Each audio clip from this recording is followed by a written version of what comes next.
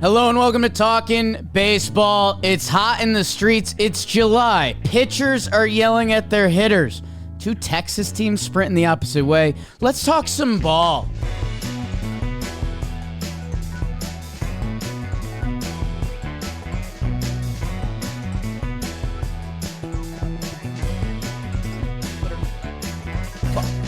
I got no chance. Yeah.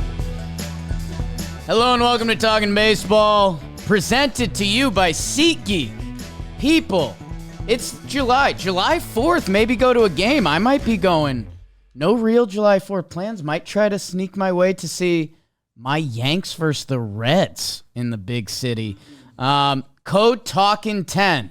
Whether you're going to see baseball, whether you're going to see anything that has seats at it, go to SeatGeek. 10% off with Talkin10. Download the app.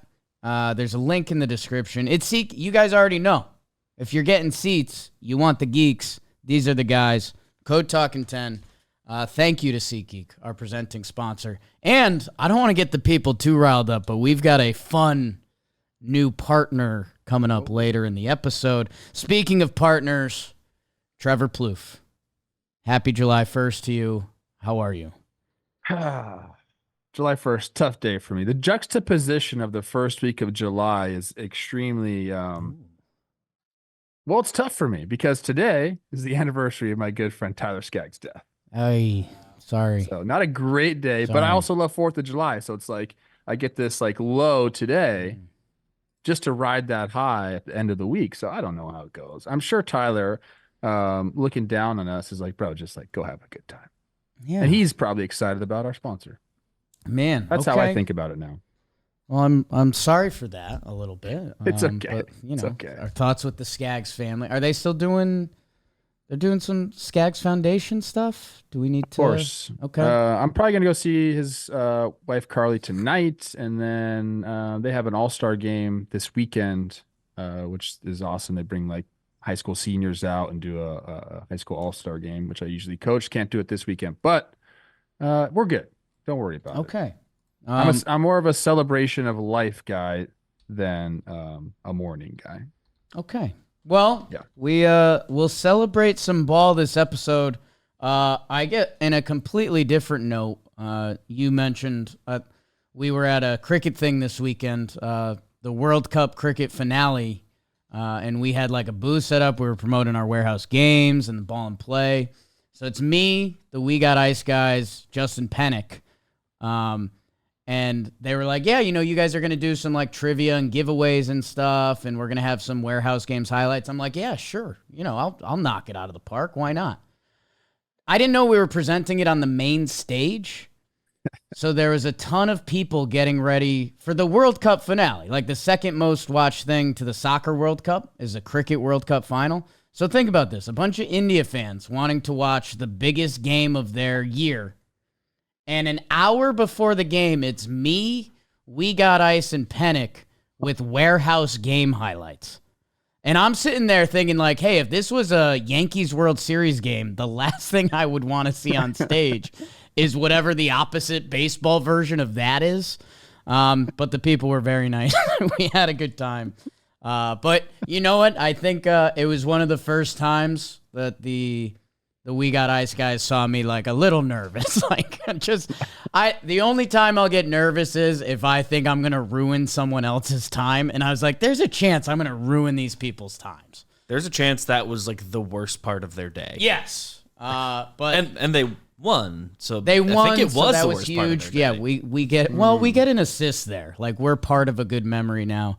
And it just turns out people are people because there was a highlight of Joe's getting hit in the face with a line drive and the crowd lost it. So, at the end of the day, we are basic people.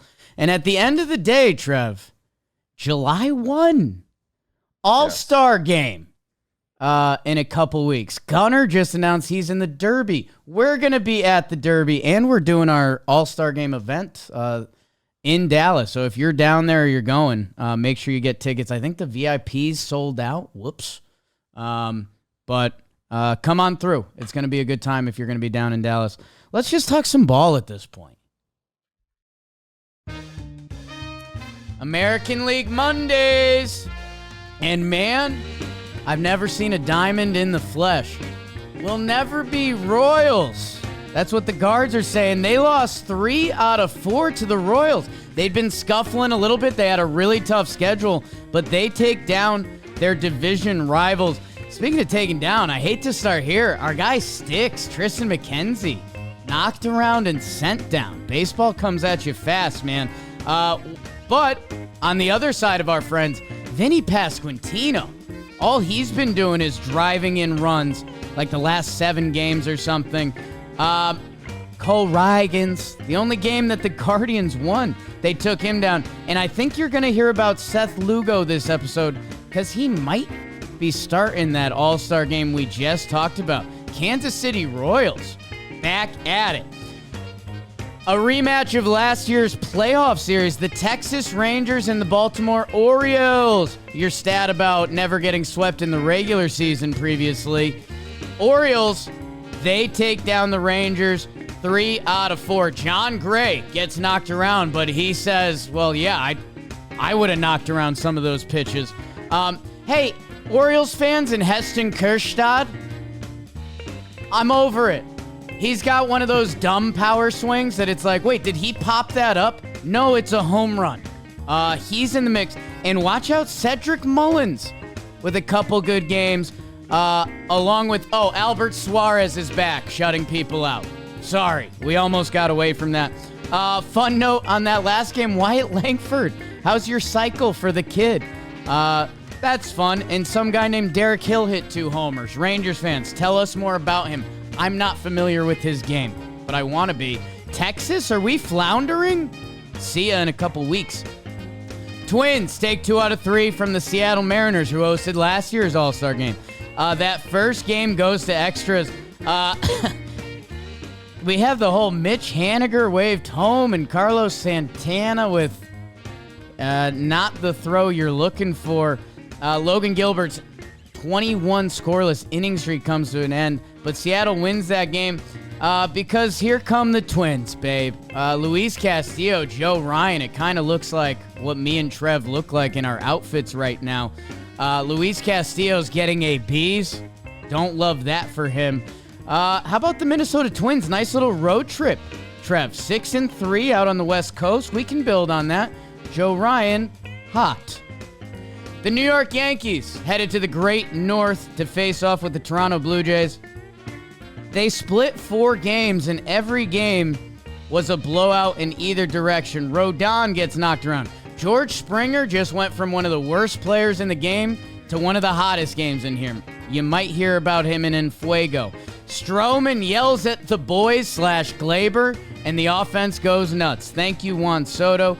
Go look what Aaron Judge did in June.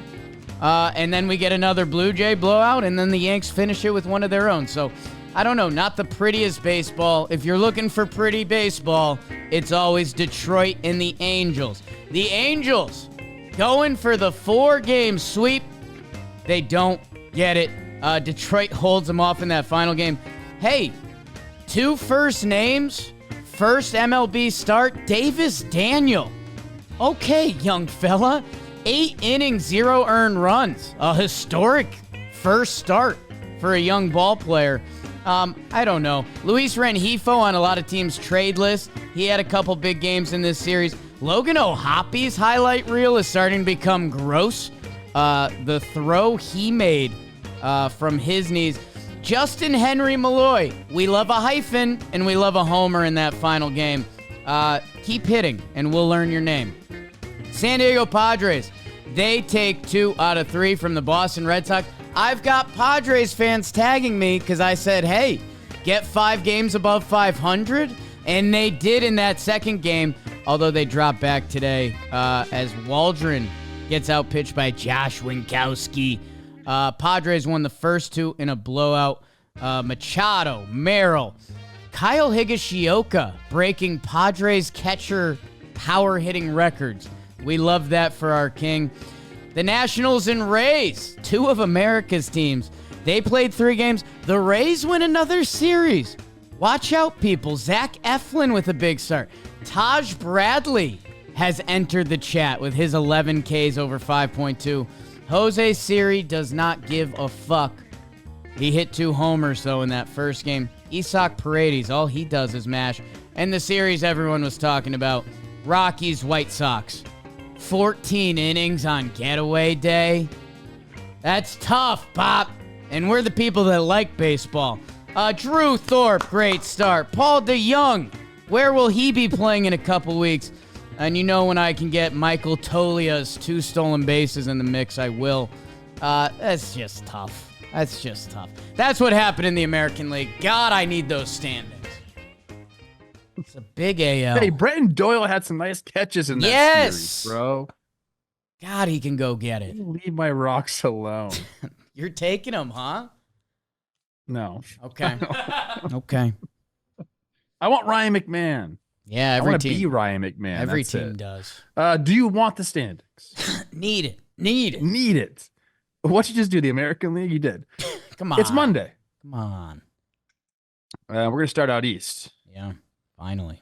That's where I want to go because those birds are chirping out there. The Orioles tied with the Yankees at the top of the AL East. They're 53-31, while New York, actually, they're ahead percentage-wise, but in the standings tied.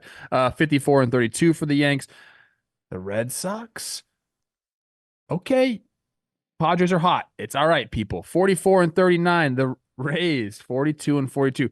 The AL East was bad for a while. Now it's looking good. I like that for them. Toronto, 38-45 at the bottom of that division.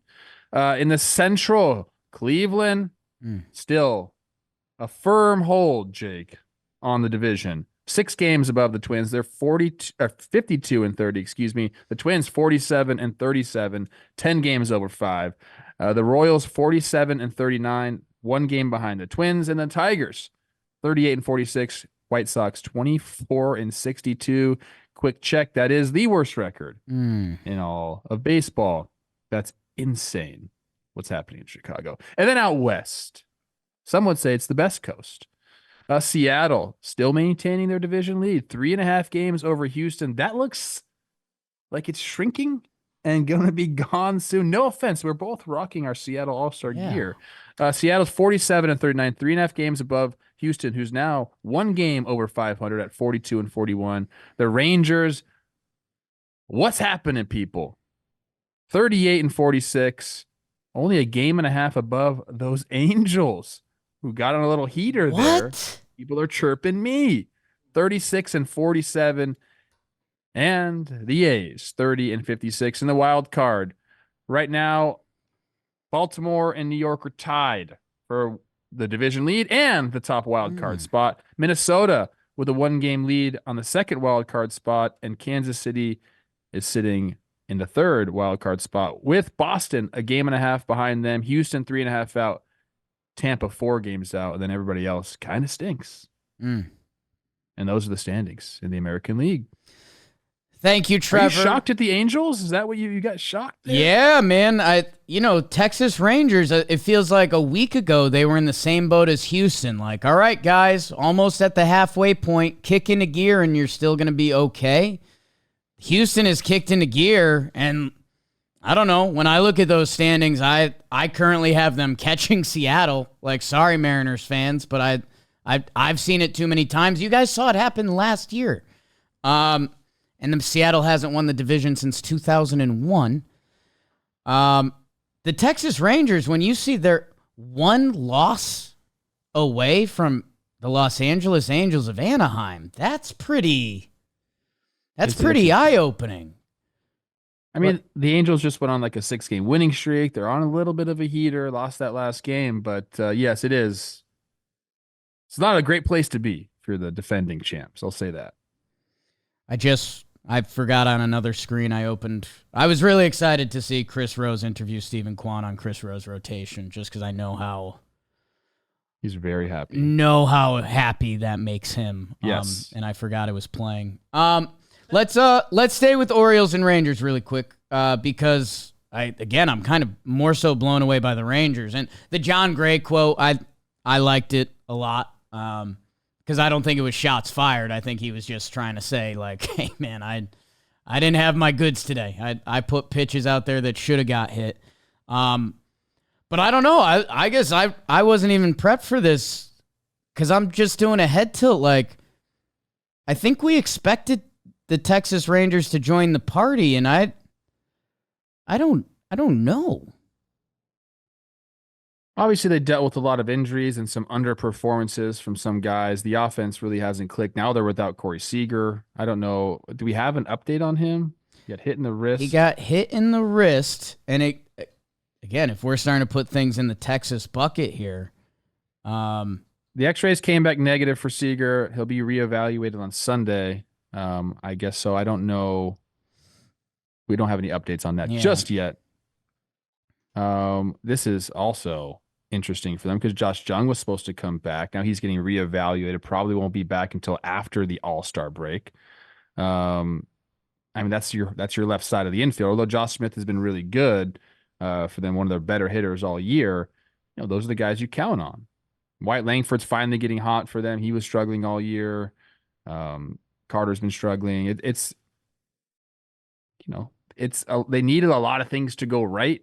And now you're getting some more of those things going wrong. So you needed everyone back. You needed everybody back on the same page playing winning baseball. Then you have a couple guys like Seager getting hurt, Josh Jung not being able to come back. You know, it's nice seeing Scherzer do his thing in his first start back, but is it going to be too little too late for them? It kind of seems that way. They'd have to really, really get on a heater here to turn their fortunes around. I just try to do the quick math in my head. I think they're 16-29 going back to May 8th. So it's July 1st, almost 2 months of baseball. They've been one of the worst teams. They're about to play San Diego, who it looks like San Diego's clicking. I mean, the Tampa Bay Rays, who look like a different version of themselves. And they got a Halo series, who are actually playing their best ball, and we just talked about how close they are in the ceiling. Finishing with Houston before the All-Star break. It's funny, we did this last year with Seattle. Remember, they were hosting the All-Star game, and they'd been struggling, and we were kind of doing like, wait, is Seattle going to sell, and are they out of it this year? Seattle finished strong heading into the All-Star break, that it was enough that we're like, okay, like the vibes in Seattle were good during the All-Star break. Man, they got to find something quick. Otherwise, I think the whole tone of hosting the All-Star game when you're the defending World Series champs to we might be selling guys. I don't know. That's a gnarly feeling for a fan base. I guess I'm trying to think do a lot of Rangers fans going to be going to the All-Star game? In Seattle, we were at the Home Run Derby. There's a ton of Seattle fans there rooting for Julio. We don't go to the game, so I guess I don't really know, but that makes sense. I got some more Rangers bad numbers if you want them, just to really pile on. Is that okay? Yeah. You went back a little further than this, but since June 3rd, Jake, so about a calendar month, before yesterday's game, they lost 16 of 24. So 8-16. Only the A's and the Rockies were worse in that span. 3.4 runs per game in that stretch. That was the fourth worst. It was the Tigers, the A's, and the Marlins ahead of them. So yeah, it's this is a team that I believe led the AL in runs per game last year. So a stark contrast of what they were doing, basically. Yeah. And the record shows it. Yeah, the Seattle Mariners last year were 38-42, and then they finished 7-2 to get one game above 500 before last year's All-Star game. So vibes were good.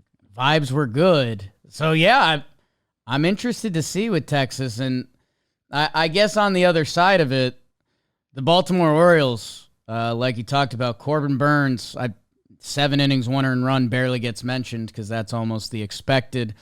This has always been an Albert Suarez pod. And yeah, dude, the Kjerstad, it's not like I talk about Ohtani and how just silly the ball comes off his bat and it's just easy power. There's a couple other easy powers. Kjerstad, I literally clicked on the link and I was like, oh, Heston Kjerstad homer. And I was like, it's not that swing, right? Looked like he mishit it and it's just out. That again, this guy ended up turning into a depth prospect for them. And he might be the guy who is replacing Anthony Santander next year because he just set the Orioles record for the most homers in the month of June, and he's going to be a free agent this year, and he is a switch-hitting corner outfielder with consistent power, and he is going to get paid. They have an embarrassment of riches there.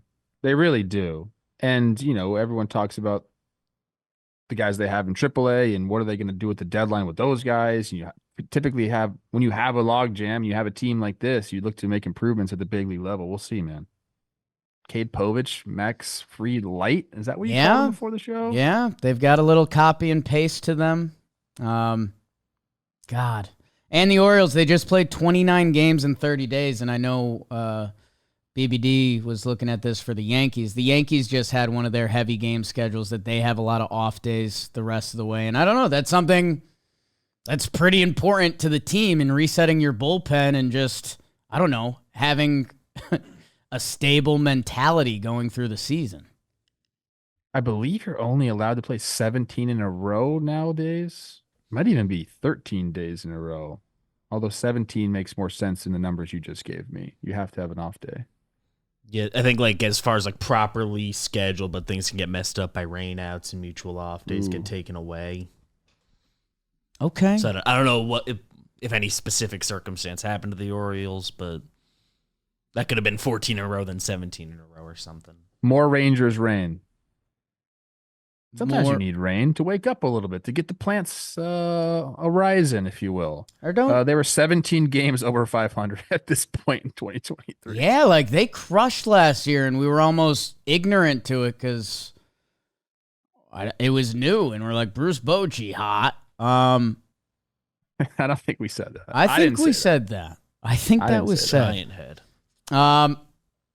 He's not my type. How about, okay, he kind of is mine. A team that got out to a hot start this season that I think we were skeptical in a similar tone to the Texas Rangers, the Kansas City Royals, got out of the gate really strong. The pitching has been there throughout the top of the lineup. They just went through a really rigorous part of their schedule. They played, I think it was 5 first-place teams in a row or something like that, between Cleveland, Seattle, New York, the Dodgers. I guess San Diego wasn't, but a lot of playoff teams that they were limping a little bit. They win a Miami series, Miami had been beating some teams, so good on them. And then 3 out of 4 against Cleveland, which the division's at 6 games. Cleveland hasn't really been showing signs of slowing down. I guess the bigger thing was looking at the American League wild card and being like, hey, every year baseball happens and teams have good first halves, bad second halves, or vice versa. That if you're looking at teams and pedigrees, the Kansas City Royals kind of stood out as there could be some fool's gold here with the Red Sox lurking, with the Astros looking, with the Rays lurking. This is a big series for them, and dude, they have been incredible at home. They have the most wins of any home team this year. That, hey, there's an identity trait. And the other thing is you need players who play good baseball, and whether it's Lugo, Vinnie, Witt, they got dudes all over the field. Yeah, they're going to be one of the most interesting watches in the second half. Definitely at the deadline, see what they end up doing. We're going to talk a little bit more about the starting pitching later in the show, so stop talking about it right now. Okay. And this is a series I'm hesitant to say this. They could have swept it. Did you see the home run call? The fake home run call. Yeah. And I'm going to mess up his name, even though I've said it a million times because I've done it with Chris Rose. Jhonkensy Noel. You're struggling with Jhonkensy? I shouldn't. It's just when I see the letters all jumbled up, I'm like, what is that name? But I'm better. I'm Jhonkensy. That was interesting because he pulls the homer down the line. It's a big homer in the game. Calls it fair. Immediately, Royals manager, I always mess his name too, Quattraro. Quattraro. I think it's a little soft at the end, yeah. Forgive me, people. Immediately, he's like, challenge, boom, challenge it. So they get together, they bring it to New York. It's clearly a foul ball. Like they show they show the angle looking at the foul pole. The ball disappears, and then you're like, oh wait, but did it hit the back end of the foul pole? Because it definitely gets directed down quickly. But then they show it, and there's like this little black metal beam that holds the fencing up, and it hits that. It's like clear as day, bro. Yeah. It's like not even close, and they still rule it a home run. Like what are we doing here? Yeah. So that was a tough one for the Royals. Because again, like, all these games matter, especially when you're going up against a team that's in front of you, and that was a big swing in the game. So that was that's messed up. But yeah, they look good. They're going to be interesting because I still feel like they have so many guys like overperforming, but maybe I just don't know what the freak I'm talking about. As far as the Guardians go, I just had this up. And Rose has been alluding to this, and we've seen it all year long. Like the starting pitching has not been there for the Guardians. They get Gavin Williams back. You mentioned the option sticks down there. They were 24th in the big leagues in ERA in June. They had a 4.97. Ew. Oh, here it is. I mean, this is like clear as day. Like, how's that fair ball, bro? That's insane. It's insane they kept that. That's insane. And I believe it was like, I think Laz Diaz was the one to call it, but it's like he's not in the booth. But still, it's like, Laz, come on. Right. Like, why are you involved in all these bad calls? Come on. Come on. So the Guardians, I mean, like you rake, you play good defense, you do all these things. Your bullpen's incredible. You got to figure out starting pitching, or else like eventually it's got to catch up to you, right? Or am I just crazy? Like, because they do have like 7 or 8 dudes in that pen that have pitched high leverage roles for them. So like, do they just have enough of a bullpen where they're like, just give us 5 innings, please, and keep us in the game. We'll figure it out. Or do they have to go get a starter? Like do they have the best record in baseball right now? It's tough. So I need to correct myself on that. The Phillies do have more wins at home than Kansas City. Kansas City has the most wins at home in the AL. The Guardians are 52-30. No, okay, they do not have the best record in baseball. No. But like they're one of. Best in the AL. Best winning percentage in the American League. It's literally the only team ahead of them is the Phillies. So again, the fact Cleveland's sitting here, and that's been a fun game that got played around the office this week because it was, the Yankees, who have been going through a really tough 2 weeks. It was, hey, if you had told everyone around the office on March 25th, hey, the Yankees are going to have a record of 54-32 come July 1st, every Yankee fan would have signed up for that, coming off of last season where they missed the playoffs. But sometimes baseball just feels funny when your team's in a funk or going through it. And I guess the only thing I want to put out there too, with kind of the Talkin' Baseball mantra of your team better than us, / nobody knows baseball. Like we would have if you told us before the season that the Guardians were going to have this record, we would have told you what? They have a top 2 starting pitching staff. And instead, our guy Sticks gets sent down. Like, they're looking for answers there. We knew Cookies Carrasco would be twirling it for them. But that's all we knew. If I told you that Ben Lively was going to have the highest WAR for a starting pitcher on the Guardians, you would have said, okay, that's probably not going to be good for them. But he does. And Tanner Bybee's been a little bit better over the last couple starts. He had a good month. He's actually had his numbers look good overall in the year now. Ben, my guy, fingerprints all over all these rosters. But like I don't want to put that out there because they're doing it. They're winning. But is it sustainable? I don't know. Chris Rose seems to think it's not. I always mention that. Here's what I'll also hypochondriac. So yeah. They have the White Sox coming up, which has been a lot of teams' best medicine.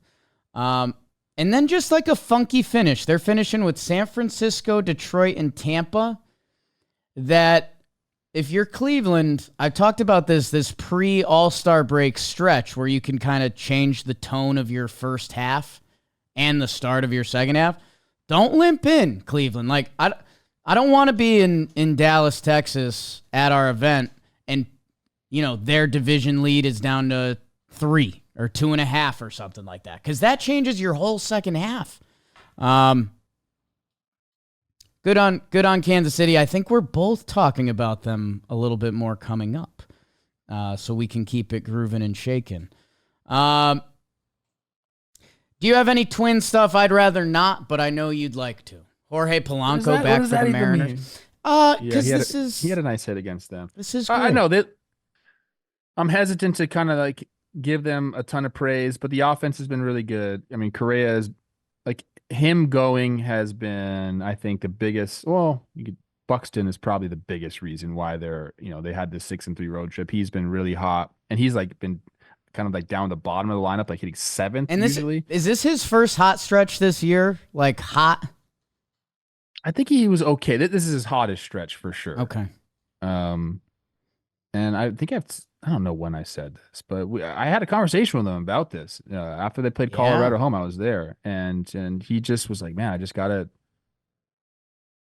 think so much," which is awesome. It's a great place to be in as a hitter if you can go up there and just kind of go numb. He's also just so talented that he could do that. But him at the bottom of the lineup and him doing what he's doing has been really good. And like Santana's been hot as of late. Royce has actually been the one that's been struggling over this road trip. I don't know. They look good, man. Like Pablo Lopez had a good start. Joe Ryan's I don't know who their all-star is going to be. I'm thinking it might be Joe Ryan. They have some bullpen guys, but they typically don't make the team. So we'll see. I don't know. They're playing good ball though. Correa's getting close, man. Correa could be it. Yeah. Yeah. I know there's a lot of moving parts, and sometimes we hate talking about the business of baseball, but I know, the Twins figuring out their TV contract. Obviously, that's a thing that's close to you a little bit. Is I don't know what looking at it. I'm not as dialed in on your Twins as you are, but okay, Correa's shown me he can still be that guy. I love that. Royce Lewis, I'm on the bus. Buxton. So my brain just jumps to does this team need to add a lefty bat? I mean, I know Kepler has been around league average. Larnack has been solid.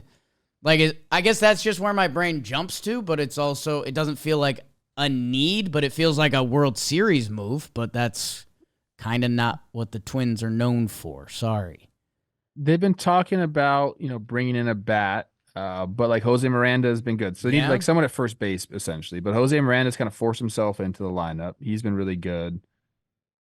I mean, if I'm the Twins, they don't really have a huge need right now. I would still try to find a starter. And a bat is always good, but they don't really have. They sneaky have a lineup right now, Trev. Yeah, they do. I mean, they could It's getting long, yeah. They can with put Buck going and Miranda going. That's really helped out a lot. Okay, I'm interested in that. Go get Heen Dog. Mariners fans, I guess let me know.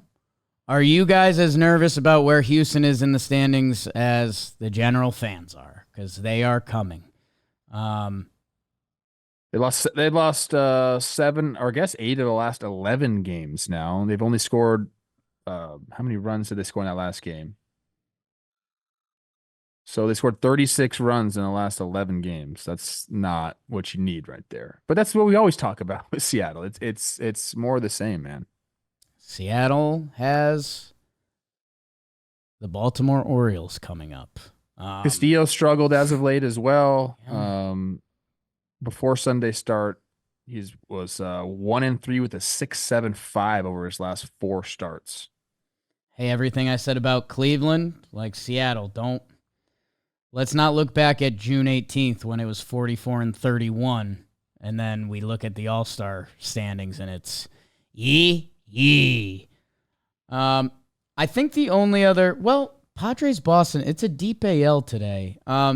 I'll do some Yankees-Blue Jays real quick. I mentioned it on the way through. Stroman lets out some frustration, general frustration at Glaber, at the play that he actually gets mad at.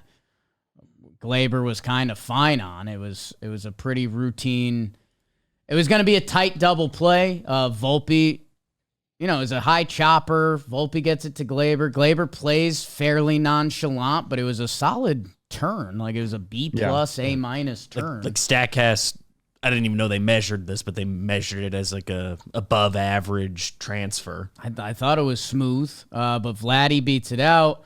Stroman lets it out on the mound and then in the dugout a little bit. And with the Yankees, who have been losing a ton of ball games recently, it's kind of one of those fight or flight moments. Next inning, Soto homers. The Yankees end up putting 16 on the board that game.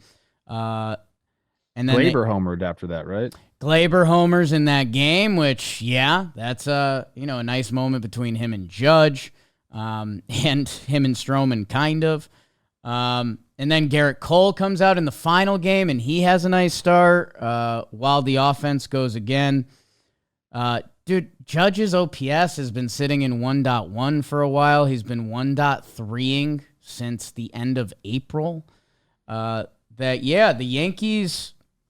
Yankees got their first taste of decent baseball in a little bit with Glaber hitting, and Verdugo got a couple. And then the Blue Jays, I don't know. They split this. George Springer, who had been atrocious, he's going nuts right now. Vladdy looks great. There might have been a joke on Talkin' Yanks about him auditioning for maybe some new threads around the league. Oh, my gosh. He cut the hair, which, again, I don't want to come off as like Yankees bullshit or just dumb white guy bullshit. He looks great. He looks like a beast, dude. I don't know. What does that have to do with the Yankees that he cut his hair? Because that's the whole Yankee thing. So you think Vlad cut his hair and is going to demand a trade to the Yankees? That's not how it really works. That's bro. not what I'm saying. That's why I'm not saying that. That's why I'm not saying that. I got to stop you right now. I stopped me. You can't stop what's been stopped. What's dead may never die. We are ironborn. Lot of thrones lately. Heard there was a scene in last night's Dragon. I didn't I was too tired to watch it last night. Don't you be saying that. Heard it was something my buddies. I'll take my Valerian steel out right now through this freaking camera, bro. My buddies were surprised to see what was happening on. Just hadn't seen that in a little bit. Will you stop? I didn't know they're allowed to show that. Ooh. The only other series that know what it is. jumps off the page for me, San Diego and Boston, man. The Don Orsillo rivalry series. Padres, again, hey, snaps to you guys. I said get 5 games above. I'll start taking it seriously. The talent has always been there. You know I love my king, Mike King. He goes 6 innings, 1 earned. Jackson Merrill has been on it lately. It feels like the Padres for the past month or two have been the version of the Padres that we've wanted. That, I don't know. I guess I'm in. I'm willing to let myself be hurt again by them. But they, like, if we just went around baseball and we did like genuine power rankings, like who do we like? Which, by the way, our power rankings app did good. We might have to do another one soon. I don't know. I think we like the product in San Diego.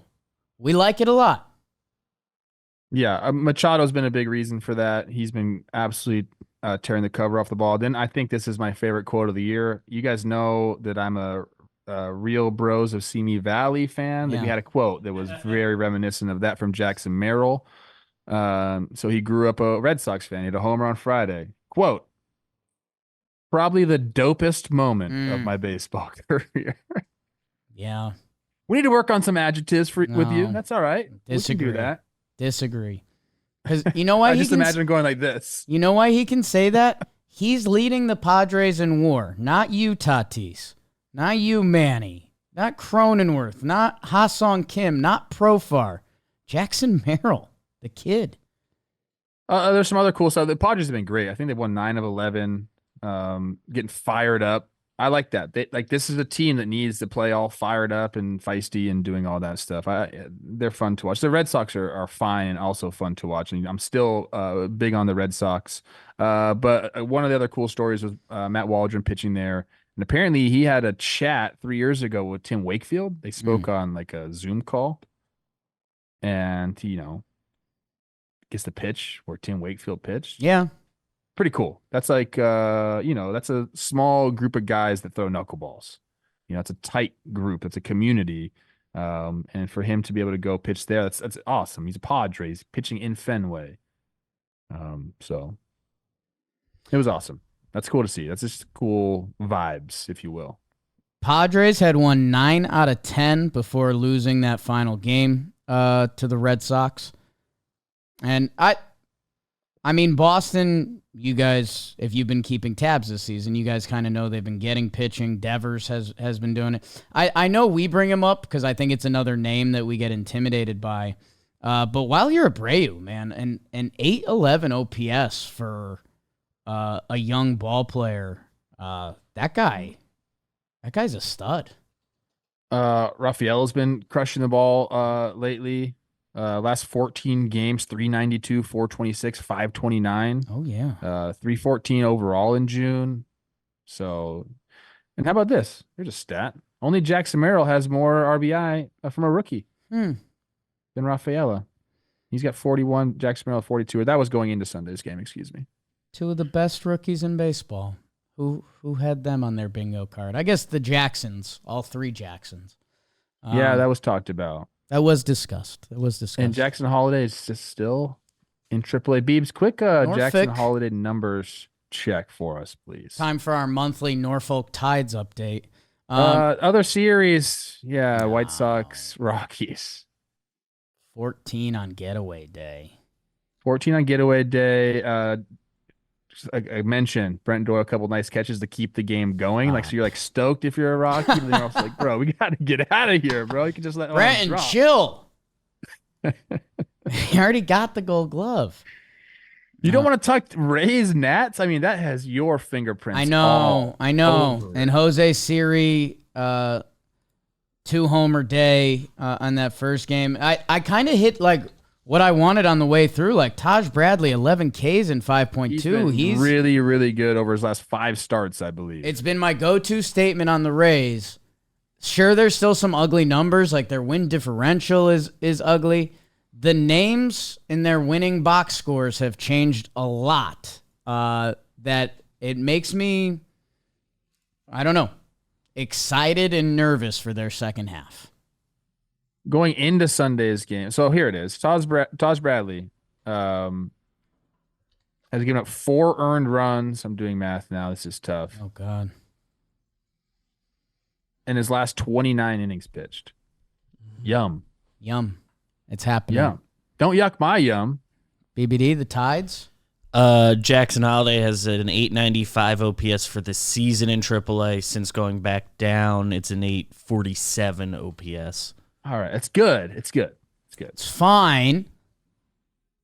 CJ Abrams, my guy, who apparently is not a good shortstop. A lot of people have been telling me that. Well, the other thing that we need to note, James Wood, our guy, Nationals top prospect that we've been asking for a little bit, he's getting the call. So that's exciting in Nationals land. I don't know what their front office is thinking, because if they're trying to get this wild card, why didn't you call this guy up 2 weeks ago when you were game out? That's a good point. CJ Abrams, over the last 14 games going into Sunday, 453, 532, 774. 11 extra base hits. Do whatever you want on defense if you're doing that. Also, Randy Arozarena has been getting hot. I like when you say yum. This episode of Talking Baseball is brought to you by Booking.com. Maybe go see the Norfolk Tides. And if you're going to head down there, go do it on Booking.com. Or if you want to see, instead of the future big leaguers, if you want to see the real people, any of the U.S. cities, the best way to get there is through Booking.com. Any of them? Any, yeah. Give me a U.S. city, and I'll Booking.com you and get you there. Merrill, Louisiana. Yeah. Booking.yeah. That's where it comes from. We're heading up to Boston in July.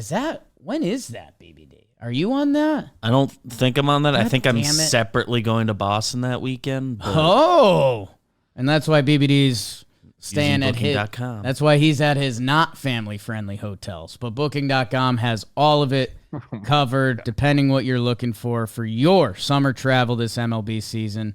They're an official accommodations partner of Major League Baseball. And check out the Booking.com app or go to their website. Click the link in the description. You're going somewhere. It's summer. Use Booking.com. That's all I ask.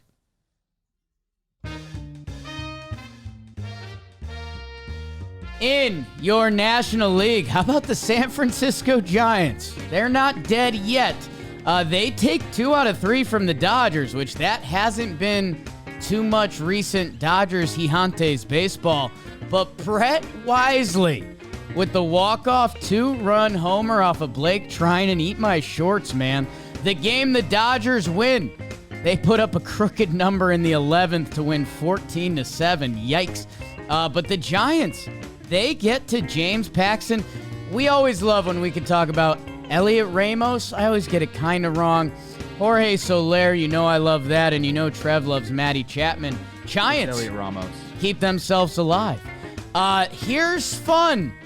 Craig Counsell and his Chicago Cubs faced off against formerly his Brewers, and the Brewers just kind of teabagged them, for lack of a better term. I don't like speaking like that. Do we need a term for, like, grand slams in Milwaukee? Like 4 beers around for the table? Because I think it's 5 grand slams in 8 games for the Milwaukee Brewers.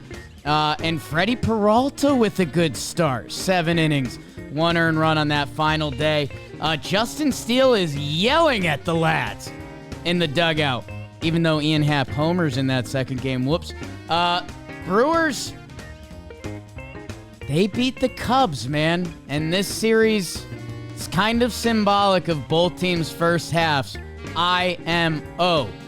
Speaking of the 2 hottest teams in baseball, the Mets and the Astros, they teed it up in Trev's Flushing. Mets, they won the first game. The offense got it going. Frankie Lindor, man, he's kind of become underrated, and it hurts me to say that a little bit.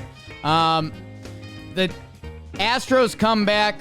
Framber gets knocked around, but it doesn't matter because Jake the Rake Myers, he goes big fly. Jeremy Pena, we're mic'd up. We're making errors. We don't love that. But they do love that they won the final game in 11 after the rain day, fighting off the Mets' comeback on a Brandon Nimmo 2-run homer. Houston wins another series. Marlins and the Phillies, they split 4. How do you like that?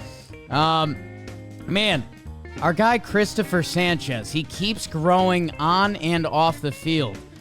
Complete game shut piece from him. You know what? You know the Phillies guys, so how about I talk about Jake Berger and his big home run? Nick Gordon and Nick Fortes. The 2 Nicks have nice days at the office. Marlins, I love it. Whenever I can see Otto Lopez name brought up, something about that does it for me. The Cincinnati Reds and the St. Louis Cardinals, 4 games. They also split. The 2 games the Cardinals won, they shut them out. And man, if you haven't seen what Lance Lynn is looking like in that Cardinals uniform these days, there's a lot of hair, there's a lot of man, and there's a lot of shutout. He outpitches Hunter Green in that final game. And Andre Palante outduels Frankie Montas. My Reds, hey, Noelvi Marte's back. He had a big game. Jonathan India. If he's not in FUEGO, I'm throwing my challenge flag. Braves, they take 2 out of 3 from the Pittsburgh Feelers. Got myself. Skeens versus Fried. Hello. Wow. A lot of sex, a lot of future money on that field. And Adam Duvall with the walk-off RBI single. Pirates, they salvage the series behind an O'Neal Cruz homer. And Big Rowdy gets rowdy with his homer. Braves take 2 out of 3. And as expected, the D-backs do the same to the Oakland Athletics. The milkman, Zach Gallen, brings it home along with Brandon Pfaadt. Hey, I see you Geloff and Langeliers in that first game, but it's Ketel Marte, it's Christian Walker. Snakes take 2 out of 3 from the Athletics, and that's what happened in the National League. You're electric. Where are those standings?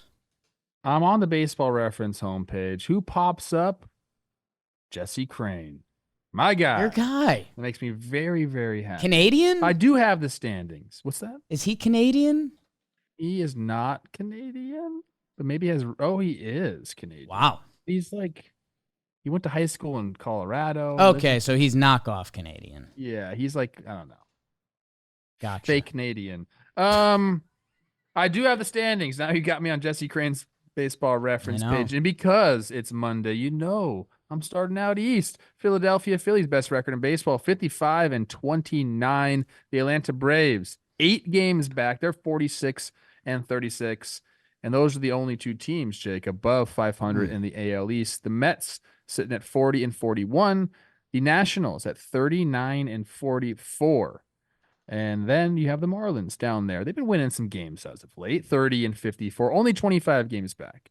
In the Central, Milwaukee, 6.5 game lead. They're 50-34. The Cardinals, 43-40. Those are the only 2 teams above 500 in that division. Pittsburgh is at 40-43. Cincinnati, 39-45. And the Cubs, 39-46. The Cubs have the 3rd worst record in the National League. Okay, that checks out. In the West, the Dodgers, 7.5 games up on the Pods. Okay. 52-33. Padres, 46-42. Those are the only 2 teams above 500 in the division. The Snakes, 41-43. The Giants, 41-44. And then the Colorado Rockies, 28-55 in the wild card. Atlanta sitting firmly in that top spot with San Diego holding a half-game lead on the Cardinals in the 2nd spot. Cardinals have the 3rd spot. Then there's the Mets 2 games back. Arizona 2.5 games back. San Francisco and Pittsburgh 3 games back. It's still jumbled up there in the National League wild card. And those are the standings. In the senior circuit? Yeah.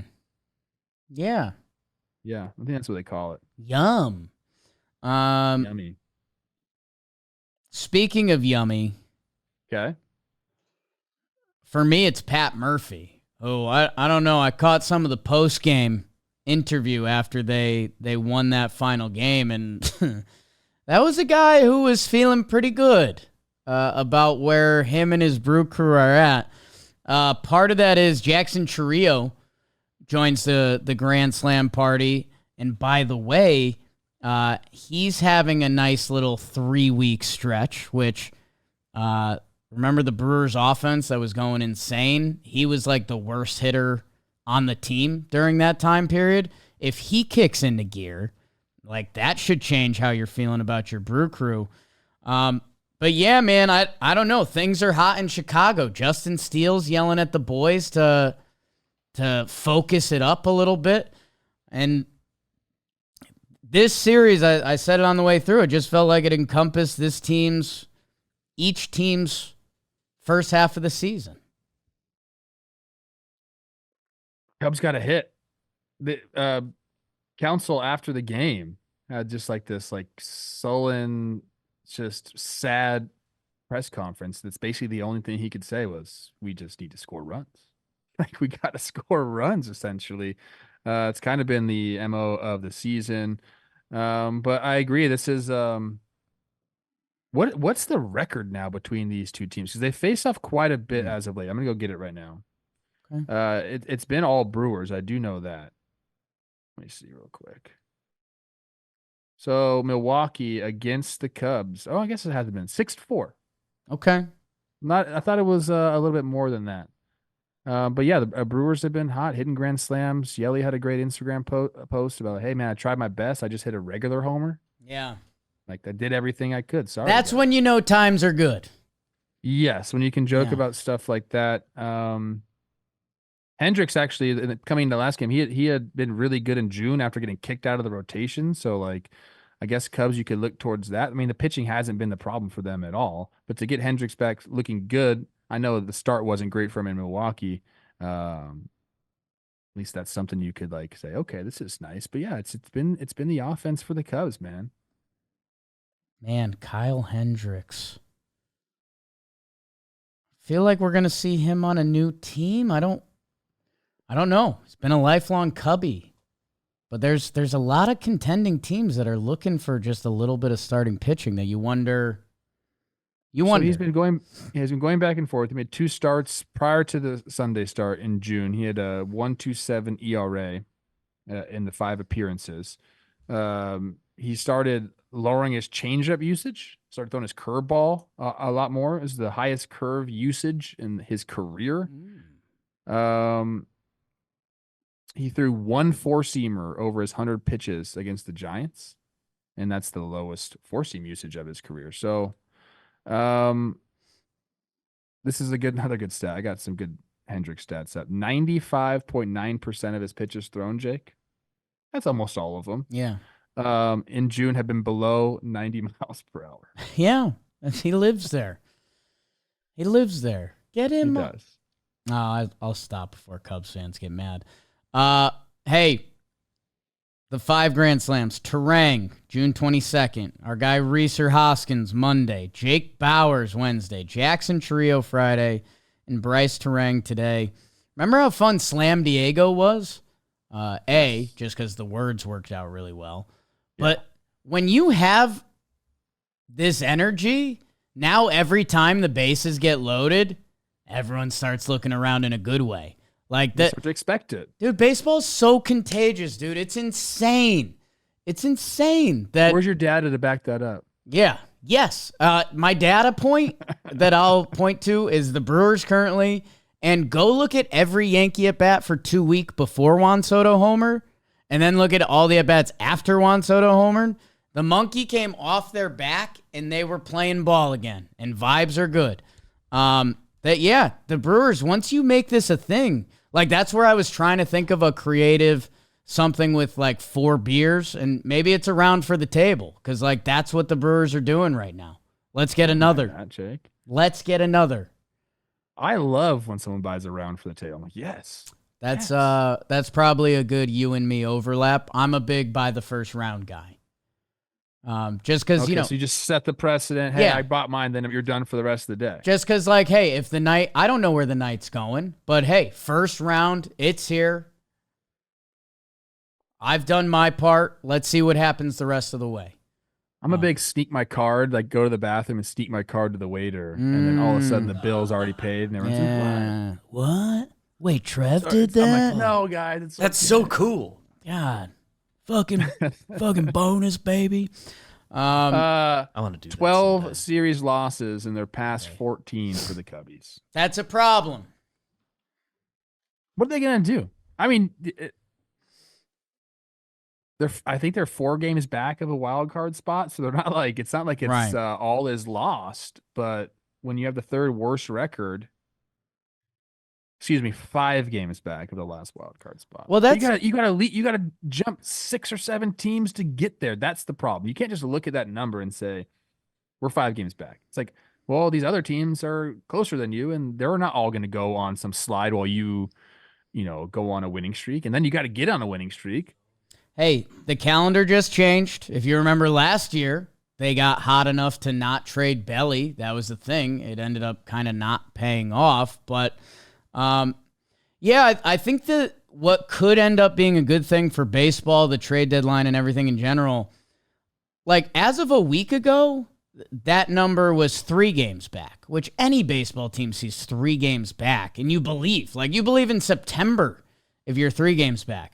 That number keeps getting to 5, 5.5, 6. Then you got to start asking some real questions, and the Cubs would have some assets to move. I mean, Cody has his weird opt-out contract that, like, what does that look like? I mentioned.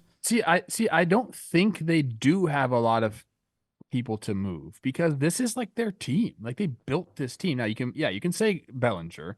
But other than that, these guys are like theirs and they're around. So if you start to break up, this is like their roster, their core. Like they don't have a ton of guys. You can talk about like some bullpen pieces, sure. You can talk about Bellinger, but other than that, like this is their team. They set this team up to win. So if you're breaking this team down, that means you're breaking up the team for next year as well. Like who are they moving? I mean, I don't want to be clickbait, but like, and he's our guy. I guess this is a genuine question. Could Ian Happ like be on the table? He's 2.5. He's getting paid a little bit, but he's a switch hitter. Like we've talked about, depending who's available or not. Like, I guess in my head, it's Belly would be available. Maybe. What does Ian Happ have on his contract left? He's signed through 26. So yeah, he's got some. It's 2.5. I mean, the full thing's 3 for 61. So what are you gonna do? You're gonna find someone better than Ian Happ in a trade? I mean, not for this year. So you're right. Like, Jameson. Michael Busch, you just got him. He's got a ton of years of control. Nico Orner, that's your guy. He's got a ton of years of control. Dansby just signed. Merrill's got years of control. Happ, you signed. Suzuki, you signed. So it's like, and PCA, like, yeah. I guess the follow-up, though, like, I don't know. When's the last time this Cubs team has been in the mix? So if this is your team, do you need to shake it up? You know? It's tough days out there. Cubs have not been to a real playoff series. If you take out 2020, and they lost a one-game play-in wild card, they haven't played a real playoff game since 2017. It's not what you want. Yeah. It's not what you want. Trev, the NL outside of this, it gets a little thin. I mean, we do have to talk Houston and the Mets, Dodgers and San Francisco. You're my LA guy. I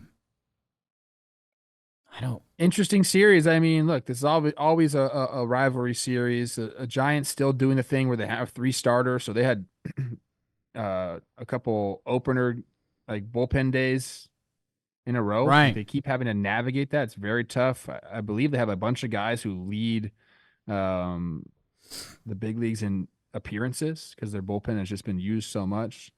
The Dodgers needed that too. Their bullpen got taxed. And then they had James Paxton was trying to like eat up some innings, but he only went whatever he went, 3 1/3 or 4 1/3. Get on the Giants, dude.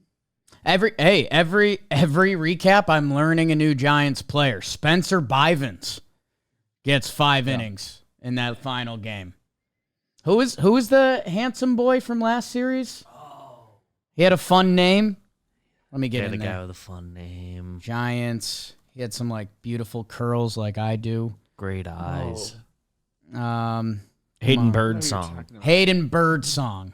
I knew you were gonna. I forgot his name. I mean, are the Spencer Bivens? He, you know where he made his started playing baseball? Where's that? France. Oh. Yeah, I mean the Frenchman. There's a chance the Giants are just AI generating pitchers at this part. Yeah, we want a guy, unique name. He grew up playing in France. Bivens. See the ball boy save Ohtani, Trev. Yes. Thoughts? He deserves a lot of cash. If I was Ohtani, I would just go around and just go, psh, psh, psh, psh. Here you go. Well, hey, we heard, I don't want to give away all of our sources. But only in IOUs, because he's only making $2 million this year, people. Right. I don't want to give away all of our sources. Do you think he's okay, like Dumb and Dumber when they start filling the box up? That's Ohtani. You might want to hold on to this one. We heard from a very good source that when Ohtani was in Colorado, he bought the whole Rockies ground crew sushi. So that's pretty amazing. That's pretty sick. I know who you heard that from. I also know him. Some sleuths will be able to put it together. But yeah, I don't know. I think we like when people are good people. This broke that first game broke the Miguel Rojas. If he hits, the Dodgers win. 24 games. That's nice. 24 games. That's a good feeling. I was actually watching that game yesterday at the pizza place. I told you I went and had a beer after this youth baseball I watched. And we were watching the Giants just put it on. I saw Matt Chapman hit a home run live. That was fun. You love Matt Chapman. I do. God, Very nice guy. We could probably. He's sitting at 3.1 WAR. He signed an interesting contract. Let's see. I'm going to butter knife his numbers the best I can. Let's see. We got a 5 OPS. Let's go from here. Matt Chapman's last 38 games. Whoo! 38's a chunk. Matt Chapman's last 38, 285, 392, 892 OPS. Still plays a fine third base as well. Go get a follow-up bag.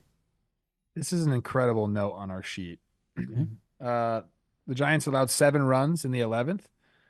The last time the club allowed that many in extras was August 6, 1922 against the Cubs at the Polo Grounds. Love me the Polo Grounds.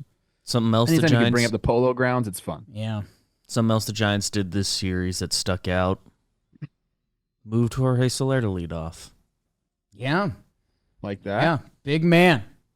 You want to start the game? Look at this. The stats say it sparked them. Trev, I think kind of my final series, Mets Astros. 2 hot teams, the power of Grimmace. Houston getting to above 500 and reintroducing themselves to this baseball season. I don't want to blow up my spot or Lindsey Singleton's spot, one of our biggest fans of the show. Jess posted, one of my friends had a baby shower this weekend, and I was there, and there was a lot of kids, and we ended up by a bar that was kind of near the street, so we were playing kid defense, don't let the kids by the street. Jess posted that. She lovingly called me Gunkle Jake, and we just finished up Pride Month. Happy Pride to everyone. Lindsey Singleton did DM me, and she asked if I was gay. And I told her, I was like, no, that's my wife posted that. But I don't know. It's a question that gets brought up kind of monthly. So You're not. No, I mean, I'm whatever. What is it? Fluids. Yeah.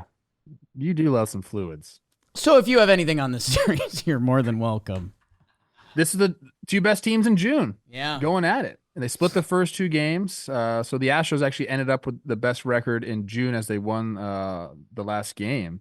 But that was, that's both these teams needed this June big time. And then, the Mets could have won this series. They blew a 5-run lead in that second game. And they came back in the last game. They 4-0 made it 4-4. So this is 2 teams to definitely watch. I think we had these teams written off big time before this June. And you have a month like that, get back in the swing of things. And now in the standings, Houston's still 3.5 games back of the division and the wild card. And the Mets just 2 games back of the wild card. Not going to win the division, but it's totally changed the fortune of the season, or the trajectory of the season for these teams. If you had to, life on the line, bet who wins the AL West, who would you pick? Life on the line? Life on the line. Are we talking can I as is team, or add additional pieces to the team? What's going to happen the rest of the way? At the end of the 2024 regular season, who will be atop the AL West? Houston. Tough to not pick them. It's down to 3, right? Because they're starting to get some better, starting pitching from the guys like Brown and Arrighetti. He's had one good start, but he needs to continue to go. That's the biggest thing. They've had so many injuries in their pitching staff. If that kind of happens and they figure something out, then 9-1 in their last 10. Same old song and dance with Seattle. Let's go. They're back. Trev, God, there was a lot of ball. 4 games. You can splits. talk about you're not talking about Jose Iglesias and what he's doing, dude. You want to talk about that? You're free to. He's hitting over 400. He has a concert after the game. The song's actually a banger. #1 on the Latin charts in the Apple Music Store. This is real. did he come back and play just to promote his song? That's my question. I think it's And I think in the it's process, both. hit over 400 and like be a spark plug for the fucking Mets, dude. Accidentally been hit. The Mets always have the most outrageous stories. It's just never easy. It's insane. Like it's like reality TV with them. Yes. It's like so bad that it's good, but then when it's good, it's really good. Like it's insane, dude. No other team could. No, if I was to say, hey man, there's a team out there and one of their players is gonna have a smash hit single. They're gonna be really bad and they're gonna be really good. And this guy is like kind of like been out of the league. Now he's gonna come back. You'd say the Mets. Like sounds like the Mets. Who's gonna have their win streak fueled by Grimmace? The Mets. This happens every year. It's insane, dude. They brought in Buck Showalter to try to like not Mets themselves because he's like one of the most respected guys around the game. He couldn't. Like we need a stronger wizard. We need Dumbledore to come back. Who's Dumbledore? We're like running. I think we gotta get it going. I feel bad. I'm like happy for our Braves. Reds and Cardinals dry humped each other over the field, but I think we got to start getting to the standout performers. Okay. Standout performances. Standout performances are brought to you by Trev Magic Spoon. Hello. Today's app is brought to you by Magic Spoon. And man, their variety pack. It's where you got to be. They've got cocoa, a.k.a. cocoa. Fruity, frosted, and peanut butter. 0 grams of sugar. You like that. That's Trev's number one secret, is no sugar. 13 to 14 grams of protein. That's Poppy's secret. Had some people eyeing the arms this weekend. 4 to 5 grams of net carbs. Also, someone guessed my age this weekend. They did guess 24. Only 140 calories a serving. High protein, 0 grams of sugar. Keto-friendly, gluten-free, grain-free, and soy-free. All you need to do is go to magicspoon.com/baseball, grab the variety pack, check it out today, and use promo code baseball at checkout. You'll save $5 on your order.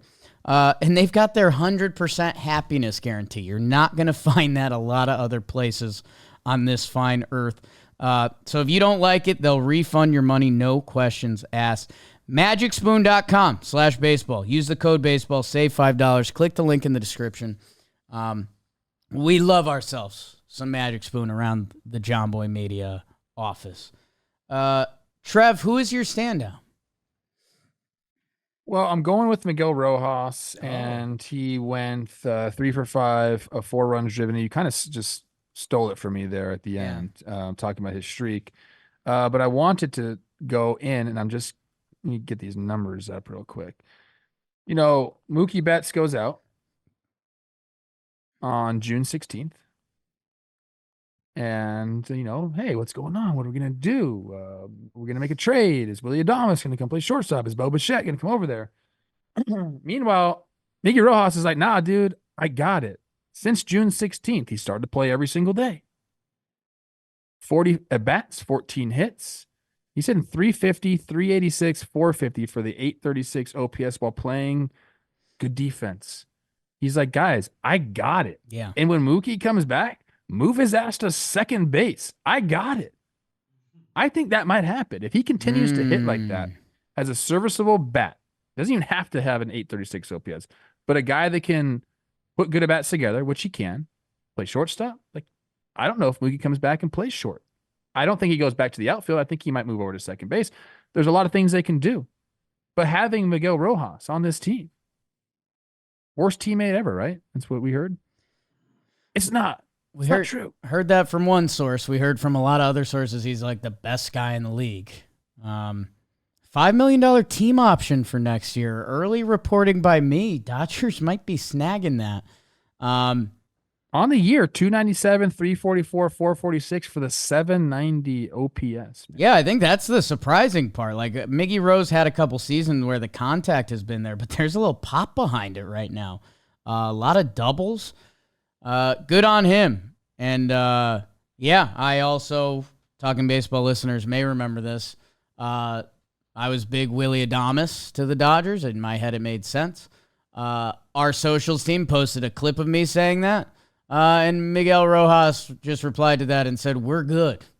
And and the Blue Jays aren't trading Bo Bichette. They're not. Someone's got to get traded. The Dodgers don't need a shortstop. No. Like 6 shortstops. Trade one, pay I one. can't promise you Bo will outplay what Miguel's Someone doing. was in. right Who now. was playing center field for the Dodgers yesterday? Because it wasn't great. Okay, this is a Can we fun look that game. up? Was it Pajes? Trevor Plouffe with shots fired. Couple he just kind of gave up on out there. Well, but it is a lot of room out there, and it's not an easy center field to play. It was Pajes. Yeah. Looks like Pajes. And just a Are reminder. Pajes and Pajes related? Did we look that up? Oh, okay. Well, I just brought up Spencer Bivens' picture, and I do know who he is, so I feel better about that. I think we looked up the Pajes boys, and I don't think there's a connection. Like St. Louis, is he Pages? Oh no, because there's one tilde or acento on Pedro, but not on Andy. And I also believe Andy is Cuban and Pedro is Venezuelan. Pedro is also Pajes. I mean, 2 Pajeses at the same time? But the acento's not there on Okay. Andy. Well, you know where the acento isn't, Trev? Davis Daniel. Yeah, hey, not a lot of Halos love on this program, even though they are currently streaking a little bit. I think they might be tracking to get that over now. I need BBD to check on that. And I'm actually doing a pitcher's double dip because Davis Daniel, I got to watch a chunk of the start. And it's always funny when it's a kid's first day at the office because they were like, the commentary and broadcast was like, after the 5th inning, they were like, are they going to pull the plug on this? Like, this is an incredible start for a kid's first start. He goes 8 innings, 0 earned runs. Again, this is my Manalytics stat, but it was like the best Angels rookie start ever because it was 8 inning shutout. So good for, I call him a kid. I think he's 27, but had a couple bullpen appearances. This was his first start on the major league level, and he goes 8 shut piece. And then I had to pair him up because this is technically the better start. Cristopher Sanchez, who's become a Talkin' Baseball legend in his own right. Trev, I mentioned it with the Phillies, and it just feels like they're in a good movie/video game. Hey, they give him the extension to buy out his arb and I think get 1 more year on the back end. Since then, he just hasn't given up a run. He goes complete game shut. Like, we talked about some other organizations. How many other organizations would we say that if they gave the extension, their next start, the guy would get rocked? I won't name teams, but I think the listeners at home can figure them out. Where the Phillies, hey, you know what? We're going to give this kid the bag he deserves, and he's gone out and only pitched better. So those are the 2 pitchers I want to give love to. Scott Baker signed a deal in spring training. If people remember Scott Baker, but as vanilla as they come. Love you, Scott. Wow. And he got rocked in his next start, and clubhouse was quiet. Delman Young goes, "Hey, Bake, don't worry, that contract's guaranteed." Just like flat like that. And he was like he wasn't happy. Then everyone started laughing at him. We were like, "Yeah, it is. That is. Good point, Del." That's yeah, I had another player I was going to bring up. I'm not going to bring it up, and it's mostly what's that, Beebs? My quick math has the Angels they are right on the line of their over-under pace right now. Let's go. Halos. We didn't even give it to baseball. Wyatt Langford for a cycle. He's been going fucking nut job. Man, we left a lot of teams out today. It's just because there's so much juice right now. But I think what happens on Monday apps. I think we're coming up on the juiciest part of the program because the best segment of our show is brought to you by Corona. It's the official cerveza of Talkin' Baseball. If you know Trevor and I, we could not be more hyped for this. If we get an excuse to have a couple more Coronis, especially around we did just in New York. And so we did. Guys, like, I feel like I don't even have to tell you. Here's what I will tell you. And I'm supposed to be reading so much off this sheet, and I'm currently not. But this is what I want to tell you. I didn't get into the Corona Extra game for a couple years because I was like, you know what? I'm a light guy. Corona Light, I'll live here. I know what I like. The Corona Extra, just a little more juice to it, if you will. And whether your team's having a good day at the office or a bad day at the office, the best teams are going to lose 60 games. You're not losing if you've got the Corona in your hand. So, if you love the game beyond the game, Corona for the fans who never lose. Yep. Get yours at ordercorona.com. 21 plus, relax responsibly like that. Corona Extra Beer, imported by Crown Imports, Chicago, Illinois. Click the link in the description, ordercorona.com. Trev, let's start. I got a couple Corona takes. Okay. Number one, congratulations to your advertising team. Consistently some of the best commercials on TV. Yeah. And I believe there's one commercial that's been running for like the longest running commercial is the one where the Christmas tree, the palm tree Christmas tree. I think we've talked about that on this show. I think we did too. For some reason that commercials came up. For whatever reason that hits our core. But this hits your core. Dirt nasties on FUEGO. That means I'm on fire, baby. Like Waco. We're such a good show that we've already talked about pretty much all of these guys. Yeah. We'll start for the series in that Toronto outfield. Remember him, George Springer? Yes. Went 7 for 11. That's nice. 2 doubles, 2 homers, 8 runs driven in, 3 runs scored for the 2-daughter. On Thursday, Springer. Unconscious. Springer hit both of his 3-run homers in the first and second innings. The last player in Major League Baseball to do this was Hanley Ramirez. With the Red Sox. I love Hanley Ramirez, dude. We don't talk about Hanley Ramirez enough. That was in 2016. Yeah.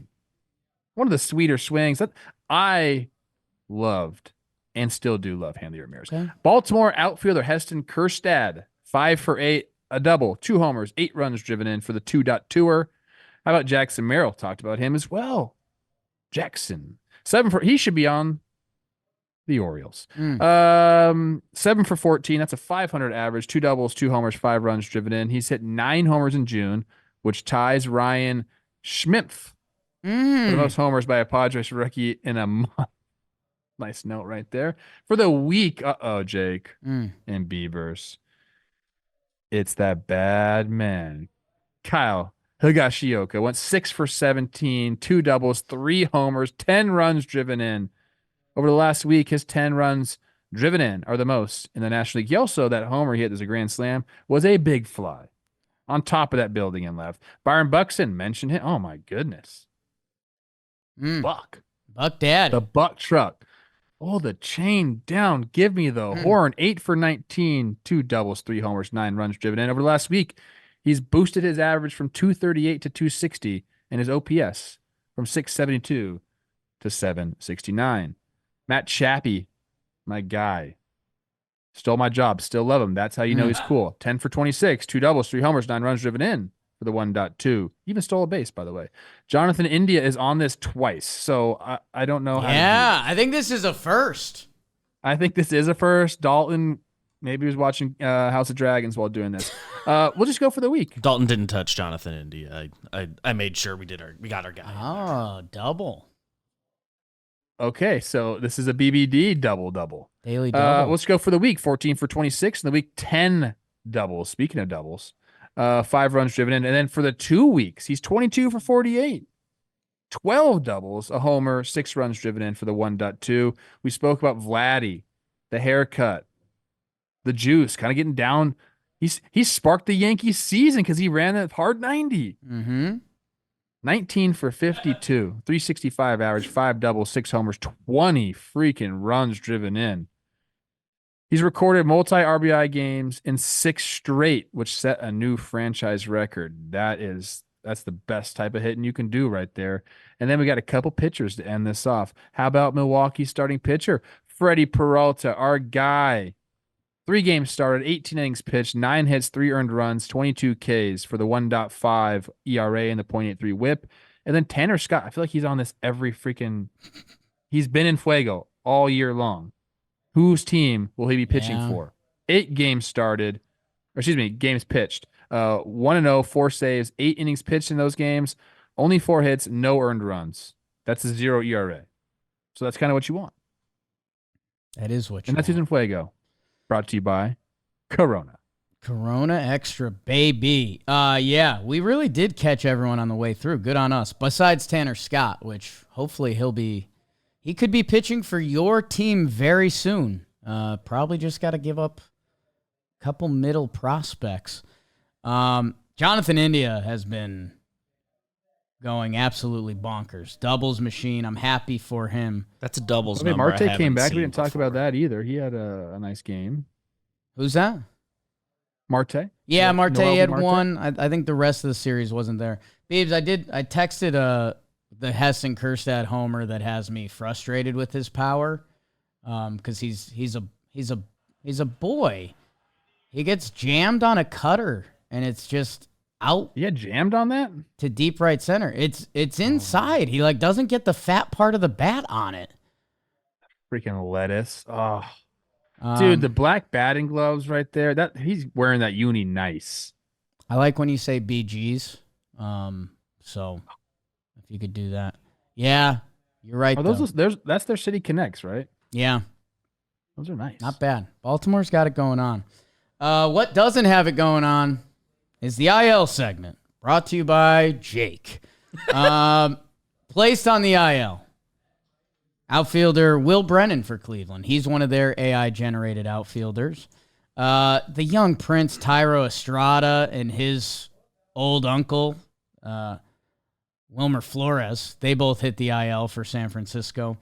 How about this for Philly? We haven't talked about this yet. Harper and Schwarber in the same game go down, and they're on the IL. Circle that watching the next couple weeks of Phillies baseball as we head towards the All-Star break, along with Spencer Turnbull had been so good for them. Speaking of, Jared Koenig, my God. That guy had been lights out for Milwaukee. Returning for the IL. Hey, Philly gets Cody Clemens. Sounds like some at-bats just opened up. Let's see if he can get hot again. Martin Perez for Pittsburgh. Lamont Wade Jr. It's getting late in San Francisco. Zach Gallen returned. Joey Bart for Pittsburgh. Elias Diaz, Gavin Williams for Cleveland, and Charlie Blackmon. So we love that. And now it's time to start our weekend. Awards! Trev, kick it off. What a beautiful baby announcement for the Lynches on Instagram. They're painting walls. Well, that's it's always, I think, nursery? Our best growth strategy for John Boy Media and Talkin' Baseball is make more baseball fans, and we're basically freaks. We are ensured that we have another listener coming up. I knew Kelsey loved baseball. Obviously, Casey Lynch, her husband, is a baseball coach, loves baseball. Them getting together, it was wild. Okay. Speaking of LSU, my award is called the Statute of Limitations in Louisiana. I'm excited. I know you are. I was a young pup at one point. Yeah. 2004 comes around. I get drafted by the Minnesota Twins. I end up going to Elizabethton, Tennessee, where I meet San Francisco Giants pitching coach JP Martinez. We become fast friends. He's a old soul. We listen to the same type of music. At that point, I was into a lot of classic rock. He's an eclectic guy, so he's put me on some folk. We hit it off, man. We'd have a couple pops, even though I was a little underage. Statute of limitations. And we bonded, and we became roommates throughout the minor leagues, and still very good friends. And I still talk to him. At one point, he made a trip out to California and rented a red convertible, I think a Mustang convertible, and drove up and down the coast. And I said, "What is going on? This is not on brand with what you are, because you're kind of like a hippie indie dude, and you have a red convertible." That's besides the point. Early on, I mentioned I was a young kid, and what do young kids sometimes do? And I'm not saying you should do this if you're a youngster listening. Don't do this. Learn from my mistakes. They get fake IDs. Mm. So JP he gave me his driver's license to use. And this is, again, it doesn't seem like that long ago, but it was 20 years ago. Yeah, it happens quick. And it happens quick. His license was like a piece of paper. It was like, I was like, what's going on in Louisiana where this is just a piece of paper with like, it looked like you just went and like photocopied it at, your high school library or something. So I had that. It was from Metairie, Louisiana. And I had to like memorize all the stuff on it. I had to memorize the age, all that stuff. And I'd never used it. Wow. Never used it once. So I had it, but didn't use it. I didn't like need to. Like I just wasn't getting carded anywhere. When I was playing, a couple places, Tennessee, they don't care. Right. They just drink moonshine all day long, have a good time. Florida, oh, no one cares in Florida. So I didn't have to use it really ever until one day I was in California. California's a stickler for all things like this. We took my uncle's RV. Shout out the Raj Lodge. It's been around since 1986. We took it, me and a couple of my buddies, went beach camping, and we filled our cooler up. I wish it was Corona Extras. I'd be lying if I said it was, though. It was Coors Original, the banquet beer. We filled the cooler up, and we're having a fire, responsibly just having some pops around there. Then all of a sudden, officer comes by. So now we start shaking a little bit. Right. And he goes, "What do you guys? You guys having some fun, drinking?" We're like, "Yeah, not doing anything rowdy. What are you boys up to? We need to see some IDs." And now, Right. really shaking. My two buddies who I was with, they don't have an ID. So like, "Sir, we don't have an ID."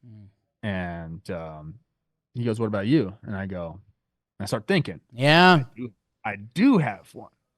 But what do I do? Because this thing looks like a piece of paper. And in that moment, I gave it to him. Wow. And he looked at it, gives it back to me. The other two got MIPs. Wow. And he also made us pour out all of our beers in front of him. That's tough. But I got away scot-free. Statute of limitations. Can't hold this against me, Court of California. So I got away with it. Never used it again. I was too scared. Never used it again. Right. But it was Metairie, Louisiana. I'll never forget that. Do you know who's also from Louisiana? I'm bringing this thing all around right now. I'd love to find out. How about our guy, Jacob Seth Lugo? Wow. Shreveport, Yeah. Louisiana.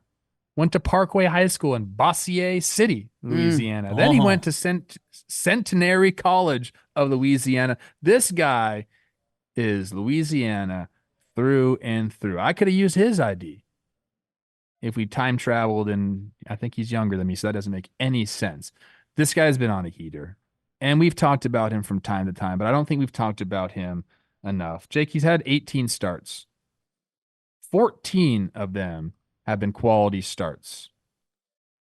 Right now, Baseball Reference has him listed as a 4.2 WAR. He's sitting with a 1.034 whip. He leads the league in a lot of things. How about innings pitched? Do you like that? I do. You like innings pitched from your pitcher? Sure do. Oh, you do. What about ERA plus? Yeah, that's good. Leads the entire big leagues in that with a 196 ERA plus. He leads the big leagues in ERA and winning percentage, games started. If I was to say, hey, do you want a pitcher that leads the league in innings pitched, games started, ERA plus and ERA, would you like that? You'd be like, yeah, I want that. That's what Seth Lugo has done. And it's, for me, a nightmare type of pitcher because he throws a million types of pitches.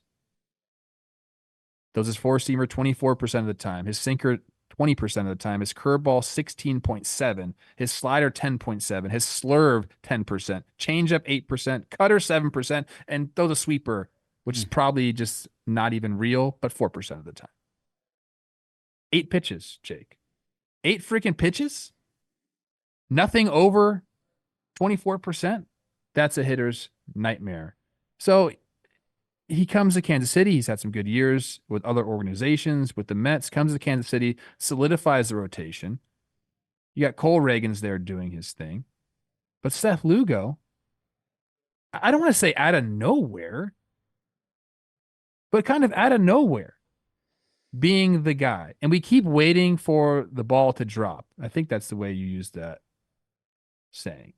The expected stats aren't really there with them. Kind of like a mid pitcher if you're going by expected stats. But Jake, we like tangible things. Yeah. He's got the best pitching run value in all of baseball. His fastball value is 97th percentile. Breaking ball value is the best in the 100th percentile. This guy is an absolute stud. Again, 14 of 18 starts have been quality. It's been incredible, and he's a reason why the Royals are still in a playoff spot. And he signed for 15 this year, and next year he's got one more and then a player option. 15, and then 15, and then a $15 million player option. Is Kansas City going to say, no, we're good, like let's just rip that one up and give you a new one? I don't know. He's 34 years old right now doing it. But I feel like we've talked about Seth Lugo, but haven't really talked about Seth Lugo. So I wanted to make sure we shouted him out, gave him an award. Louisiana boy through and through, which I did not know. Did you have that on your radar? I've been on Seth Lugo's page, not coming into this year. I've been on it a lot this year. And Trev, I mean, well, statute of limitations in Louisiana award goes to Seth Lugo. What was the RV place you shouted out there? Well, my uncle's RV was called the Raj Lodge. Roger Plouffe, the Raj Lodge. I thought that was a business for a second. I'm glad I'm not giving out this award because I had one of the worst times of my life in Shreveport, Louisiana. So I'm glad you took us through that journey. Seth Lugo's probably been the best pitcher in the American League. And the other thing that I don't know enough about it, I guess I should ask Jolly, or maybe it's going to be a Jolly Olive video. You know, he comes up with the Mets, and they're kind of like those Generation K Mets, like Syndergaard, DeGrom, Matz is around, Harvey's lurking. That, you know, he got some starts at a young age, but then he got kicked to the bullpen.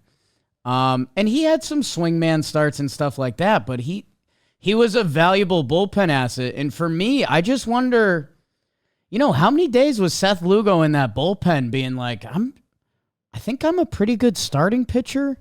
And it's kind of the pitching version of like, this is a little different, but, you know, everyone comes up as an infielder, more or less. Like we see outfield prospects now. But a lot of guys played shortstop. A lot of guys, Nick Castellanos came up as an infielder. The guy, random page I just clicked on for the example, Lourdes Gurriel Jr., his rookie year with Toronto, second base shortstop. He got kicked to the outfield. That, you know, it's funny, the opportunity that gets provided by your team. Like if Lourdes Gurriel Jr. came up on another team and they needed a first baseman, he probably would have figured it out and we'd be talking about him as a solid first baseman. Seth Lugo, hey, you're a major leaguer. That's sick, dude. You're a pretty good bullpen guy. Spin that curveball. Let's see it. He told them, like, no, I really want to start. He's forced his opportunity. He's starting to get paid real money, and he's looking like he could start the All-Star game. Shout out San Diego for like giving him that opportunity.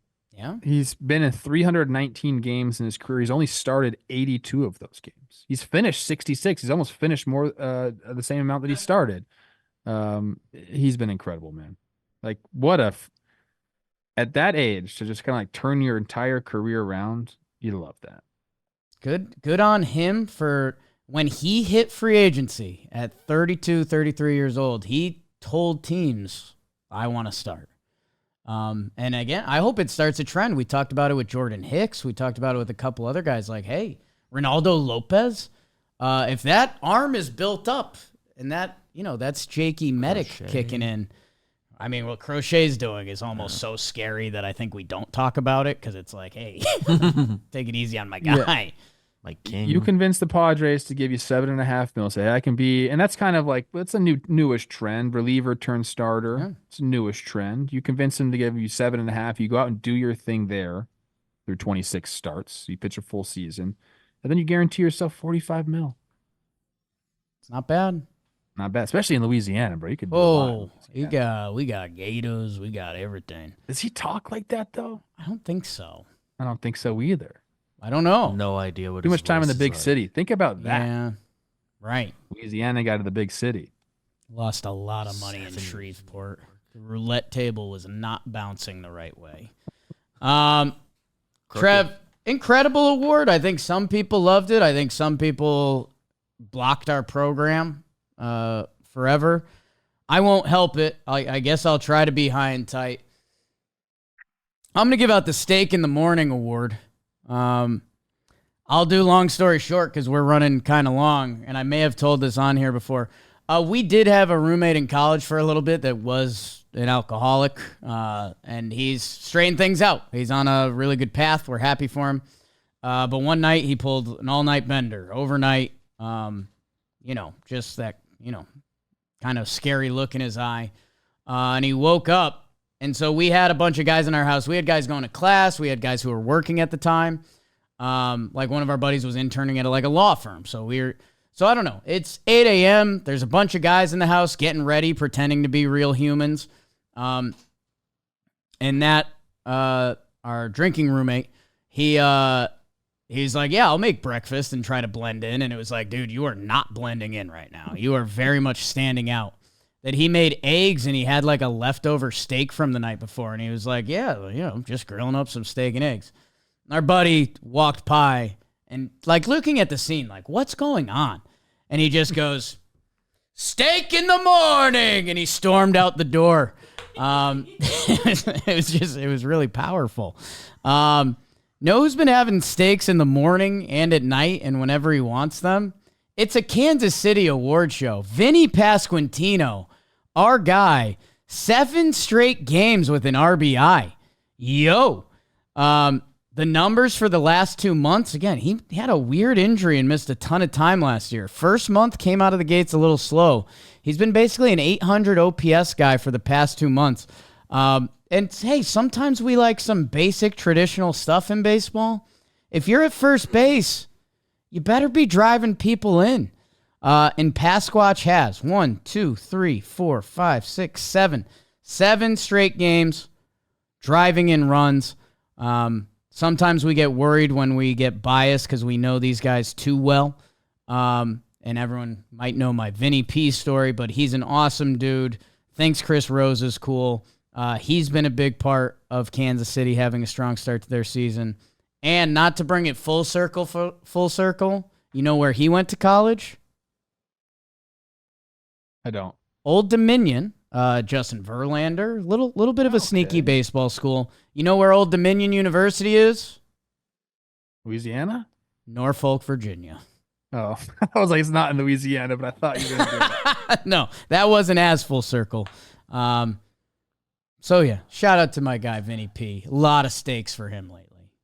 10 homers on the year, already matched his career high. He's also playing a nice first base, 2 outs above average. That's nice. The range is there. He's great. It's a professional hitter. Gets really good at bats. Doesn't swing and miss a lot. Swing looks locked in right now. So I'm all on the Vinnie Pasquantino chain. Got it. I think he finished that guard dog series with a 7 for 12 in the final 3 games. And he's been a 790 OPS the last 53 games. I didn't know he strikes out. I did not this know. little.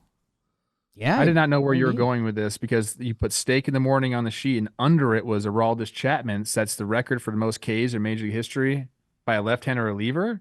So I thought like you were gonna do like, is he eating a bunch of steak in the morning? He's just striking people out. So I put a note next to that. I don't know. If you want to read it. I did see that note. I didn't know who put any of that in the sheet, but I was glad it was in there. And man, I'm glad to be talking ball with you. A lengthy talking baseball. We're back. It's July. Make sure you like, subscribe, and all the good stuff. We'll see you back in the midweek. We'll see what goes on this whole week. 4th of July, All JM. Friday, all JM. Oh my gosh. Aroldis Chapman's milk video. Don't call it the milk video. His grandma? I think that was his mom. Mom? Same as same. Is that a long episode? Got cooking.